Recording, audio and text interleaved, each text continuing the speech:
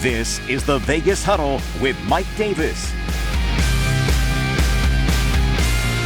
Welcome back inside the Vegas Huddle. I'm your host, Mike Davis. Today we have a very special guest. I mean, we've had a lot of athletes in here. We've had some football stars, some basketball stars, but we've never had a professional wrestler. When we're talking WWE SmackDown, we got AJ Francis, a.k.a. Top Dolla. Am I saying Top Dolla right? I want to make sure. No it's like hard Dame R's. Dolla. No hard R's, and it's Top Dolla. It's like Dame Dolla, except I'm on top. Well, you have a lot in common with Dame Dolla. Yes, I do. You're a professional athlete. Mm-hmm. You know, we're going to talk about your career in the NFL, but you're also a rapper. Yes. So that kind of link between you guys is very interesting. But And luckily, he's one of the only athletes that can actually rap. Like, a lot of athletes rap, and it's a waste of everyone's time in the studio. 100%. But Dame can actually spit. So Can you actually rap, though? I mean, the words speak for themselves. I haven't listened to any of your rap. I've watched Seems you like you fight. didn't do enough research. I do listen. I know a lot about you. You know about my grandpa Shaky, but I know about you. But you don't know that I'm the rap god, so Well, it's okay. I know you rap. I Yes. didn't want to be I'm a harsh critic. I didn't Mhm. want to be pushed. Let's say, do you think that you would know like hip hop, along the lines of like maybe KRS-One, who I went on tour with? Yes. Or, Oh, okay. you went on, really? Yeah. Oh, wow. So Yeah. you really are pretty good. Oh, so and that's even a little old school Yeah. stuff. All right, so let's talk about this. Because growing up, you had this master plan built out for yourself. You wanted to spend some time in the NFL. Yeah. You wanted to spend time as a professional wrestler. And then you wanted to become, guess what? The governor of Maryland. Yeah. Is this all part of the master plan? How does rap, how do all these things sync together? Rap is just my artistic outlet. I make music. I've always made music. I've made music before I played football. And obviously I was good at football too. So like I've made music since I was 12 years old. It's just been a part of my life. It's who I am. And really now I found a way to meld it into what I do in professional wrestling so that like I can take two of my passions and put them together.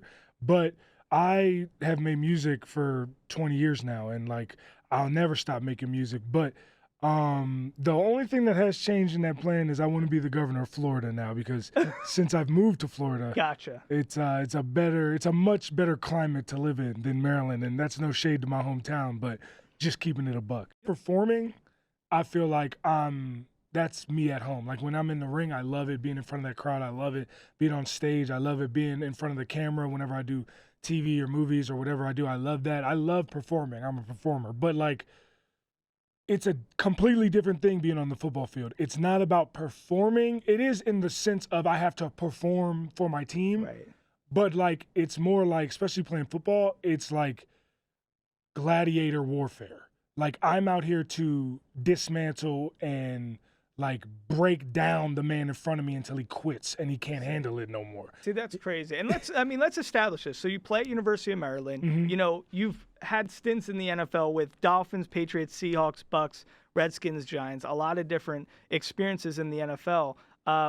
When I think you can speak to NFL and the ring, which is what I would like to know how they function similarly and separately. In both, you can't show no weakness. People can read it on you, and the crowd can read it on you in the ring. But on the field, your opponent can read it on you. Right. You got to be physically tough. You got to be mentally tough to do both. But that's really where it ends, because you got to realize, like, in the ring, like, yes, we're opponents, but the main objective is to tell a good story and make sure both of us get out of here without getting hurt, right? Gotcha. On the field, if you get hurt, I'm not trying to hurt you, but if you get hurt, I don't really care, because this is, like I said, gladiator warfare. We're like, the difference between me eating for my family and not is dominating you physically as a man. 100%. Right? So, like, it's a completely different mindset. And a lot of times when fans watch football, like, they understand, and it's not like that in every position, right? Like, if I'm a wide receiver, I'm not trying to physically dominate you. I'm trying to be quicker than you. I prefer if you didn't touch me at all, right? Right. But on the line, this is warfare. This is guerrilla warfare. We are going at it, and it's me and my 3 homies versus you and your 4 homies, and you got more people than us, but we're gonna still beat y'all up. Like, Right. it's a fight. You know, I'm so curious because, you know, you really do have so many great qualities that all make sense with WWE. But before we leave the NFL, I'm curious about your time in the NFL. All those stints, it's hard. You lived the traditional life of a lot of NFL athletes, with, you know, being on practice squads, and getting signed, re-signed, cut, all those types of things. What was the NFL journey like for you? Why do you think maybe you didn't have as much success at that level as you could have? Do you feel like you could have had more? Well, definitely. If I got more opportunities, the only team that ever gave me a chance to start actually in a game was the now Commanders. Right. And in those games, go watch the film. I played against Tyron Smith and Zach Martin and all those guys on the Cowboys, perennial Pro Bowlers, and watched the film. I was throwing them around. Like, that's what happened. It's Thursday Night Football. I can't hide. Like, watch the tape. I don't have anything to lie about. Go watch the tape of the Cowboys versus DC. The night, it was Thursday after Thanksgiving 2017. Go watch the tape. I love how you remember this. Go watch the tape. And so see, to me, it doesn't make sense. The NFL's a business, man. That's the thing, is that the NFL's a business. I've had conversations with defensive line coaches like Jim Tom Sula, who would tell me, hey, man, if it was up to me, you'd be our starting nose guard, but it's a business decision. I don't make the call. Like, I've had those conversations with coaches. Isn't that sick? But see, like, explain this to me, AJ. I mean, not to interrupt, but you got to realize, an outsider like me, I would just think this is the NFL. Yeah, it's a business, man. Let's put the best person out there who's going to perform. Like, I agree. It's a little different. Like, I understand the nuances of the WWE and how there's performance and outcomes and all those things. But in the NFL, it's like, get the guy who's going to perform at the highest level. You would think that, but here's the thing. And this is just part of the business, and I hate it, but I understand it. If you're the GM, I'm saying you're the GM of the Las Vegas Raiders. Okay. And you drafted some guy in the second round, and you owe him $12 million.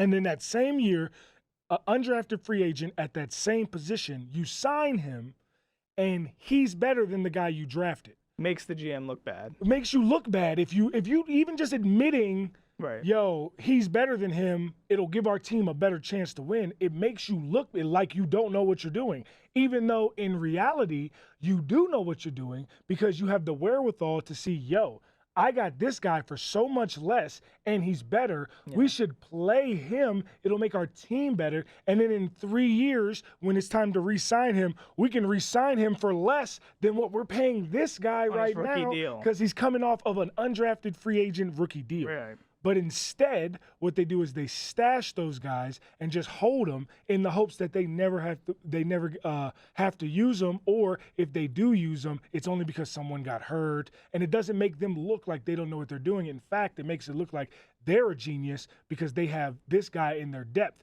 Look at the career of my boy Brent Grimes. I already brought him up. Brent Grimes, first he ended his career with 30-plus interceptions, right? Yeah. He had a 13-year career, 4-time Pro Bowler, right? His first 4 years in the NFL, he didn't play. See, it's weird. He didn't play until his 4th year. The first 3 years, he was in NFL Europe. He was on the practice squad. They wouldn't give him an opportunity to play. They kept signing guys, bringing guys in, never giving him an opportunity to play. Only reason he got a chance to play is because multiple people got hurt. And I want to say, and he finished the season like the last 8 games of the year, his 4th year, and he had 6 picks in 8 games. And then all of a sudden people were like, oh, wow, who's this guy? Da, da, da, da. And then all of a sudden he's going to the Pro Bowl. He's getting these big contracts. He's doing all these things.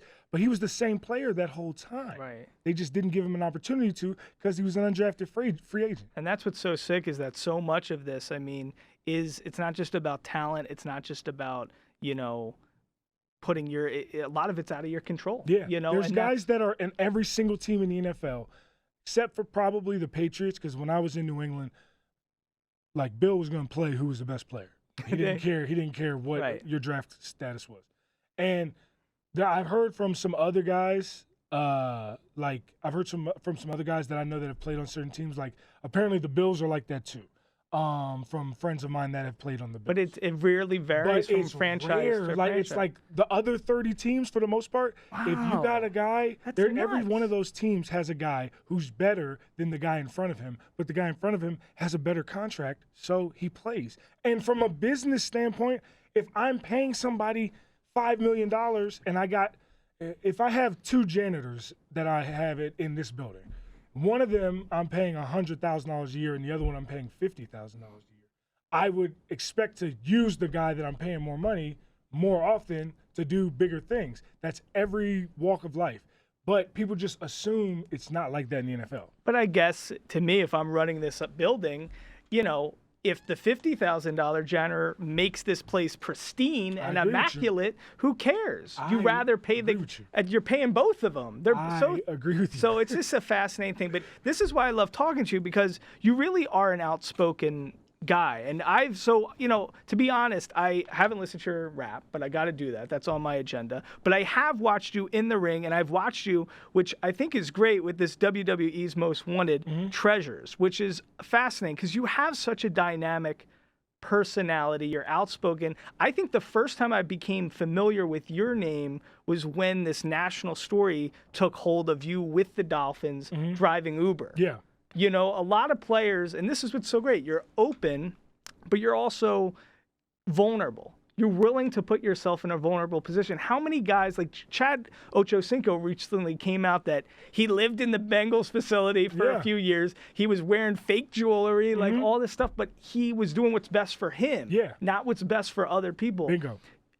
Tell me about your parents getting raised. How did you develop this thick skin? Because even guys who look like you or your size, a lot of these guys are sensitive. They don't want bad PR. They don't want to look a different way. How did you become the way you are? To me, I've never, excuse my language, gave a damn what anybody thought about me, but what I was doing for myself. That's just how I've always been. Now, not a lot of people. There's not an inciting moment or incident you can recall as a little kid that makes you feel like you just don't pop out that way, do you? No, my whole life I've never really cared. Like, my dad was my coach. My dad is a high school basketball and football coach. He has a state championship as a football coach. Yeah. He has 300 career wins as a basketball coach. He's one of the best coaches in Maryland in high school athletics. He was my coach. He was my biggest critic. Like, I would get in trouble for things that other people wouldn't get in trouble for on our same team because I was his son. He held me to a higher standard. So I was used to people having different standards for me than they do for other people. And when you have that built in you as a kid, it's good. It's like, to me, it's like I put myself on a pedestal. Like, I don't feel vulnerable telling you that I drove for Uber because before I got to the NFL, I was dead broke. I had negative money in my bank account. I had no money. I had no ends. I would have to ask girls that I was talking to in college to get me food from the dining hall on the weekends. Like, I was broke. So, like, to then get to a point where I have money, but I don't want to spend the money that I have because I'm not an idiot, right? I decide in the off season, dude, I'm done every day at noon. Right. Like, I can drive for Uber. Mind you, this is back when you could get $50 for one trip on Uber and you got an 80%. Yeah, when I saw that, You know what I'm I was like 45 to 50 an hour. I was like, when was that? Yes, literally in Miami when it first opened up Uber, bro, if you drove somebody from Florida a good to job. Miami, you could make money on Uber. Now it's not. It's nowhere near that much. But like when it first came out, this is 2014, First early. You know what I'm saying? This is like to the point that I was going to committee meetings with people in the city commission trying to get Uber banned in Miami. You know what I'm saying? That's ironic. Taking literally. them in an Uber to do You know that. what I'm saying? It's funny because I see that as I'm trying to stack up my money because the best way to not go broke is to make more money and not spend what you have, right? It's funny because people do these documentaries, broke, and they spend 2 hours.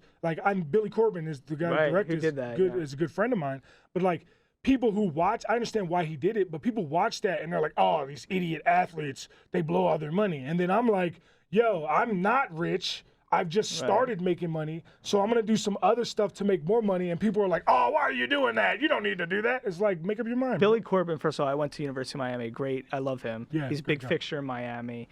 Cocaine Cowboys. Yes. He's a great The U, director. The U Part The 2. U Part 2, everything. He's a genius. But I still think it comes back to humility and having a wherewithal inside the way you're raised, like you're saying with your dad, Mike, like that's just the makings of that stuff. But when you're dating girls and they see the contract, 600, it says like online, $690,000 contract. I mean, they don't understand that when you're out in the scene dating. So, and you're a young guy, I always think about if I was in that position, how I would be able to handle myself. Well, because, the thing is, you got to realize you want to go to that club, you want to pay that bill. That 609 is per week in season. Right. So it's only 17 weeks of the year. So for the other, 35 weeks of the year, you're just spending money you already made. Right. And you don't have money coming in. You know what I'm saying? Right. So if in the off season my bills are $3,000 a month and I can make $3,000 a month driving Uber or doing whatever, then I don't have expenses in the off season, and that's how you stay in the black and not down in the red.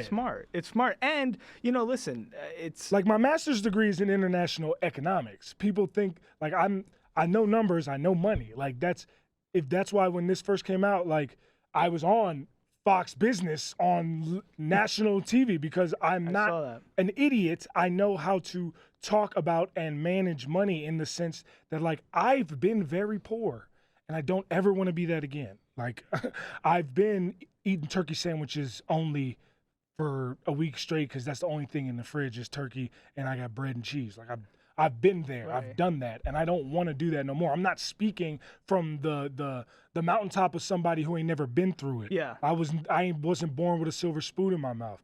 Like my whole family still lives in the same city that they lived in when I grew up. You know what I'm saying? So like that's why I do events where I like do canned food drives for homeless kids in my community. That's why I do these events where I go out to schools, because I understand that when I was a kid, I had these dreams like you talk about. When I was 8 years old, I told my mom I was going to play pro sports and I was going to go to the WWE. I had these dreams then, at 8 years old. Yeah. That's 5 years ago now.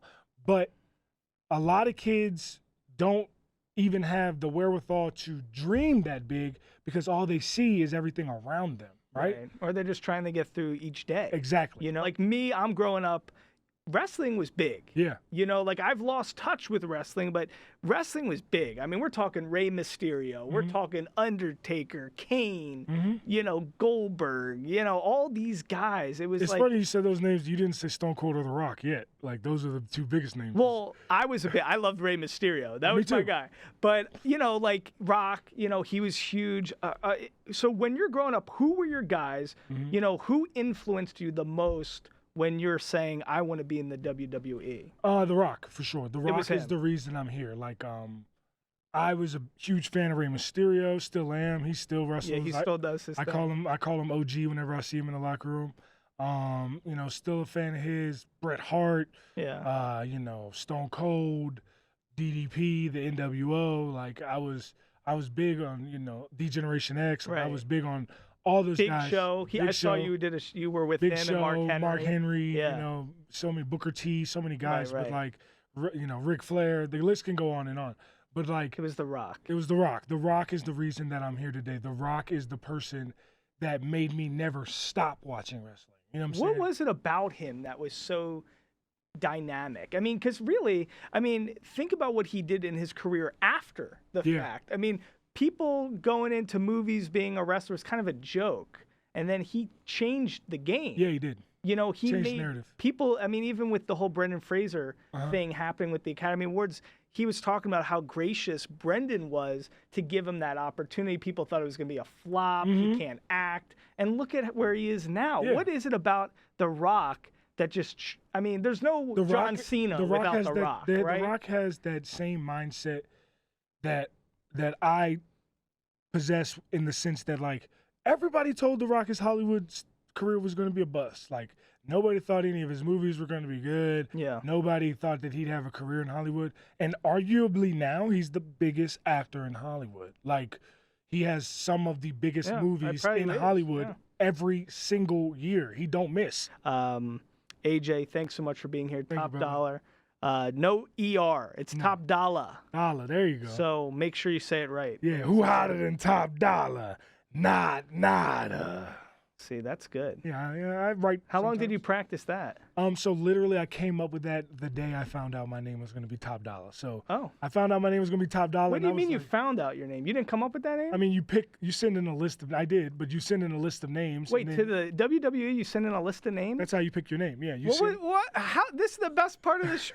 What was the list? It was a bunch of different names. Like, have you ever seen The Wire? Yeah. So I'm from Baltimore, right? Okay. So a lot like Marlo Stansfield. Oh, I was going to say Omar Little. Yeah, No. like Marlo Stansfield is a big character, and so. But I am from Warfield Court in Pioneer City, where I'm from. So like I had Marlo Warfield, I had Marlo Dolla, I had Dolla Warfield, I had just Dolla by itself also. Interesting. Big Dolla, what else? Ray King. Like I had a bunch of cool names. So like. But yeah, Top Dollar is a very cool name for sure. So you put in a list and they say, okay, you can be Top Dollar. Yeah. Once it clears the trademark and they can actually own it, yeah, I'm Top Dollar. I love this. And who hotter? Not nada. And not nada is great because it's grammatically incorrect in 2 different languages. That's the real reason that it's great. I have homework. I have to come up with my list, and I also have to listen to this guy rap. That's my other. That's my other thing. Top Dollar. Appreciate Thanks so much for being here, guys. This is what the Vegas Huddle is all about. Great conversations with so many people that are impacting the world of entertainment, sports. It's a great thing. Make sure you check us on Silver State Sports Entertainment Network, Fox 5, as well as everywhere you get your podcasts. Until next time, I'm your host from Inside the Den, the Vegas Huddle, Mike Davis. We'll see you next time.